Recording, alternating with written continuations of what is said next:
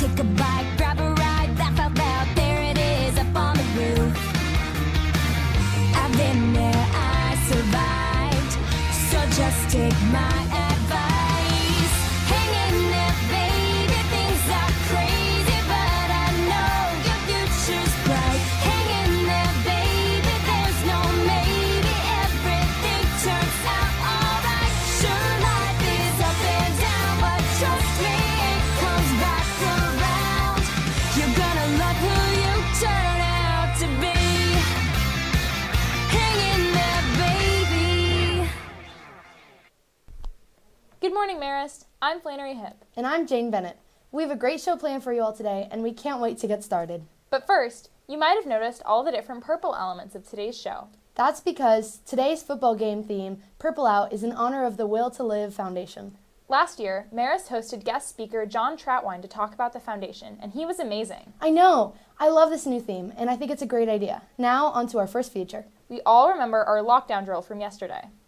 While we all know the partner drill, hiding in the corner, there is a bunch of other things being tested as well, like communication devices and some of our new security personnel that Marist has implemented recently. Let's hear more about that with Evan Cram. Security. Hi, I'm Evan Cram. Today we're going to be talking about security here at Marist. First fact. Here at Marist, we have security for every hour of the day. Second fact. Marist has recently hired Brookhaven Police to give us immediate support and safety. Third fact. Our school has over 100 security cameras, so don't try anything stupid. I interviewed Head of Facilities, Mr. Byrne, to learn about the new additions of the police officers. Yeah, so we're very happy with the relationship that we're building with Brookhaven Police Department, and we feel that's a real enhancement to the security and the atmosphere of the campus. We love having our police officers here each and every day during the school day, as well as at special events, football games, dances, things like that. And we want a positive relationship with our police officers. Thank you, Mr. Byrne, for telling us about the new additions for safety at our school. And remember, kids, don't try anything stupid because we are watching. For more news, Evan Cram, Marist, Atlanta. Thanks, Evan. It's so cool to learn about who keeps us safe on campus. You know what's also cool is the new theme song for MST. Oh yeah, I've heard that in their most recent broadcast and in their interviews. I wonder how the theme song was created. Let's send it over to Nicholas Kuipers to see his interview with Robert Babin about the creation of the theme song.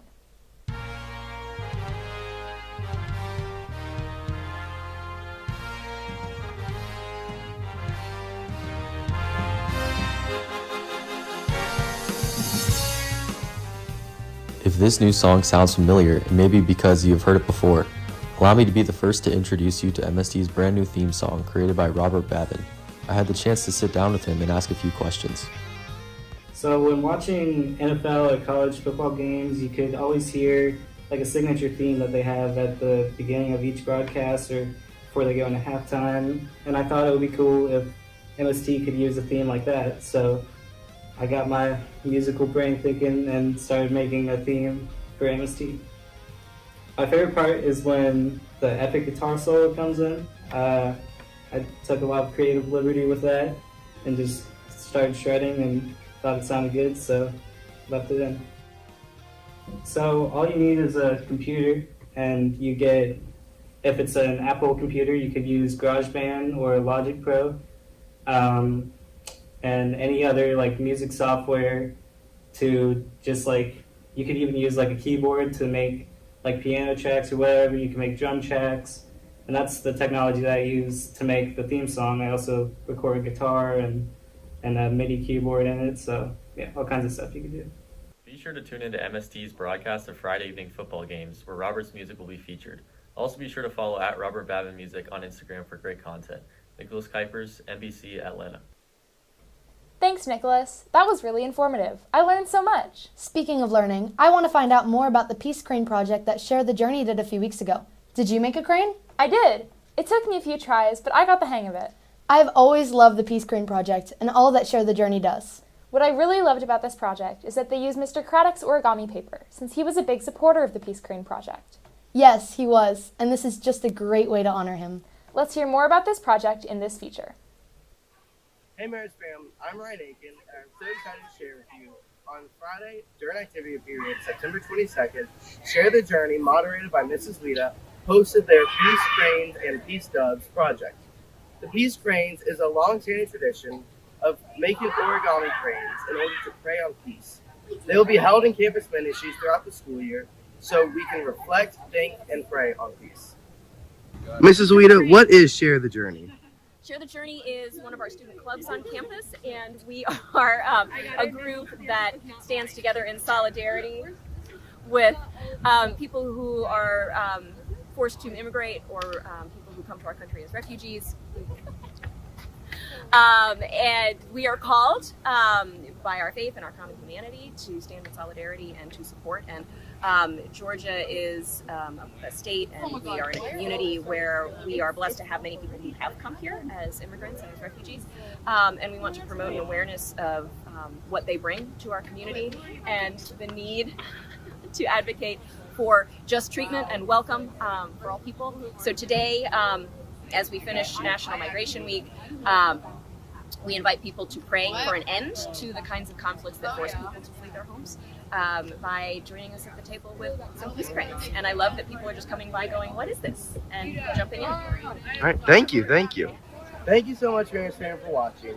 I can't share how much I love the Peace Crane Project, and I can't wait for this to happen next year. Thank you, Ryan and Mrs. Weta. Jane, can you believe Baskerville was almost 3 weeks ago? I had so much fun acting in it, and I know everyone watching did too. In case you missed it, Baskerville is a hilarious 2-act play that tells the story of Sherlock Holmes and Dr. Watson's adventures in order to discover who or what killed Charles Baskerville. The play is full of crazy characters, lots of jokes, and some amazing special effects from our talented tech crew. It was indeed the best $5 you could spend on an evening's entertainment. The theater program is such an amazing way to make new friends, learn new things, and have fun at Marist. Auditions for the spring musical, Something Rotten, are October 25th and 26th after school. More information can be found on its Google Classroom. I'm so excited. But you know what I'm also excited about? To hear more about Marist athletes' latest accomplishments in Sports Report. Jack Guhl is here with more. Take it away.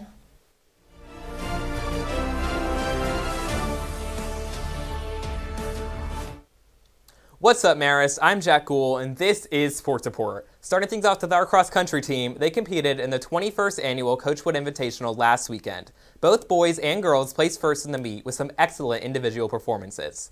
Boys had a team average of 16 minutes and 18 seconds, and girls had an equally impressive average of 19 minutes and 40 seconds. They had 4 athletes qualifying for the U.S. first team: Tommy Latham, Leanne Hammond, Ruby Little, and Maeve Waddell.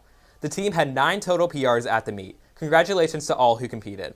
Volleyball won in the first round of playoffs on Tuesday, shutting out Tift County 3-0. They will play Glenn Academy at home on Saturday at 11 a.m. for the Sweet 16. Softball finished the regular season second in the region with a region record of 11-1.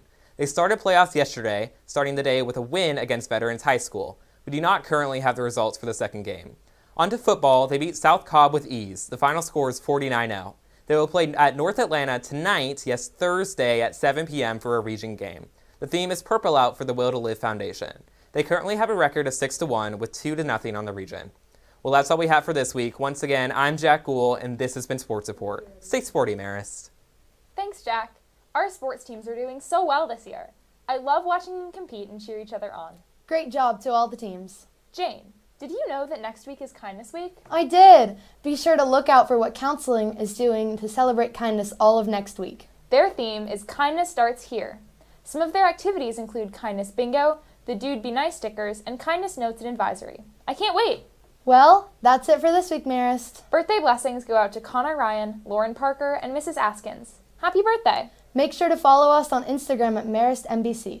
For this week's poll, we want to know, is it too early to start celebrating Christmas? I personally think it's time. No way, Jane. It's way too early. Anyways, thanks for watching, Marist. Once again, I'm Flannery. And I'm Jane. We'll see you next time.